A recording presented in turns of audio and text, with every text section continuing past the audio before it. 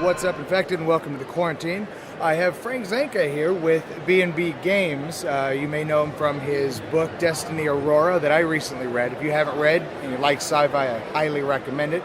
How are you doing today? Good. How you doing, Mitch?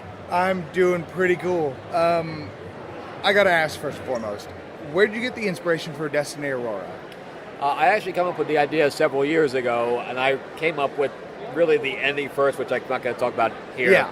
And then I kind of backtracked into this. I really wanted to create a very damaged Starfleet captain, basically. Yeah. Which basically what he is. He's become an alcoholic, and everybody thinks he's nuts, and nobody wants to work with the guy and stuff like that. So and I created his very eclectic crew around him, and each one had their own problems. Yeah. And that's kind of how I came up with the idea. I really wanted to have a crew that I could do additional stories with, branch out, kind of do make this whole universe of alien races and things to that effect, and that's basically what Destiny Aurora has kind of become. Now, I've been watching you play the game based on, of course, the books, and it looks fantastic. You have your space and you have your away mission style game, and they both kind of work together. When is that? Because I know it was on Kickstarter, and I'm definitely a backer. When is that going to be shipping to anybody? Well, working with China has definitely been, a challenge. Yeah. So they pushed back my production almost 60 days. And then, of course, there were other issues, this is my first game in dealing with production. Yeah. So I learned a lot.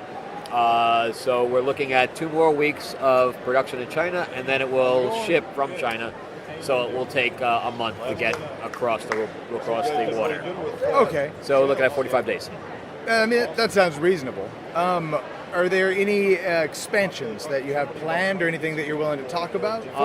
Yes. Well, we already have expansion pack figures. We have 10 expansion pack figure packs that have all the creatures and the Dreg Warriors, the Zarathi Warriors, all those characters that come as standees in the game are already figures for expansion. As far as storylines and things like that, I want to create other tiles that are other planets. Yeah. And things to that effect, and of course creating additional storylines. I'm really hoping that the fans start creating their own scenarios. Yeah. I'm really interested in seeing that. On top of that, we're also meeting with some licensing to see if we can reskin it. Oh. So skin it with a licensed product that you can use with the Aurora pack to begin with. That would be kind of cool. So we'll see. We'll see if I can land some of those some licenses. Of those deals. Yeah. Now, I've read your first book, and I'm a couple chapters into the second one. Right.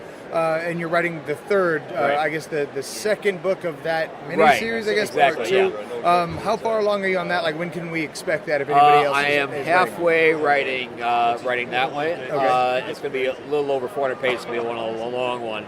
But it is going to be the final battle between Sol and Frey and Jace. Oh, nice, because that guy... Sol Frey needs to kind of get what's coming to him, but that's what I like about him. You can kind of see where he's coming from in a way as well. Oh yeah, he was devastated too by the whole thing. So. Yeah, which I gotta say, spoiler free, the ending of the first book didn't see that coming. That was awesome. Anyways, the rest of the games here that you have, I see you have looks like the Refuge, Beta Bots, and Highlander. Anything you want to talk about with those? The Refuge is a 15 to 20 minute zombie party game. Oh. So it's very, very quick. It can be played by non-players, played by younger people. The zombie thing is just really a coding for it. It doesn't and it's definitely a stab your friend in the back type of thing. Which are always fun. So you're trying to, it's basically like Candyland. You're trying to get to the end with a key.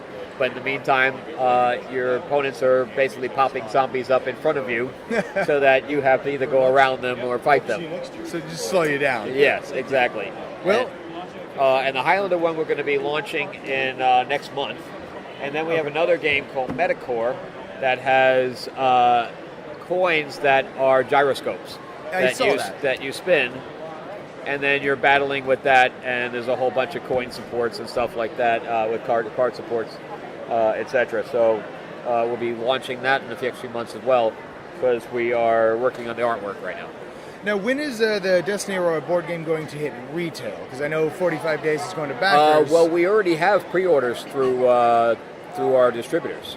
Oh, okay. So literally, as soon as it ships to our donors, we're also going to be shipping to the retailers. Okay, cool. So I'll definitely put some of those links down in the description if it looks interesting. I'm gonna post some pictures. Right and stuff now, up. obviously, we're going to be closing the Kickstarter within Yeah. 2 weeks when we finish mass production. Yeah. So if they still want a late pledge, this is kind of the time to do it. Because right then after that, they will not get any of the stretch goal figures and stuff like that. Yeah. Well, thanks for meeting with me. Absolutely, It's Mitch. been Thank fun, you. and your books are fantastic. Can't wait. Yep. I need to finish the one I'm on, and can't wait for the next one. Thank you so much. Anyways, I'll see you guys next time in the quarantine. All right. Bye-bye. Thank you.